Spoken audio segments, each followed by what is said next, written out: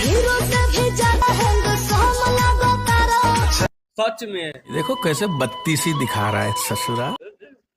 ई बात बोल के हमरा निहाल तरण कर देलू। हाँ, एकदम दिल गदगद हो गई। हमारा जखम के मरहम लगो तारा। हम मरहम है और भी तोरा के हमारा तो दिल गदगद हो गई। ते एगो वादा कर, आज से मेडिकल पे जाइल छोड़ देब। हाँ, जहाँ भी तोरा जख्म होई हमरा के साथ लिया। जख्म एकदम चुटकी में खत्म। खाते हम कहतानी दीदिया कसम तू तो बम लगो तारा। खाते हम कहतानी मम्मी कसम तू तो बम लगो तारा। खा के न कह दीदिया कसम आ मम्मी कसम, भूखे पेटे कह। आई का कह देलू बम के बारे में। माननीय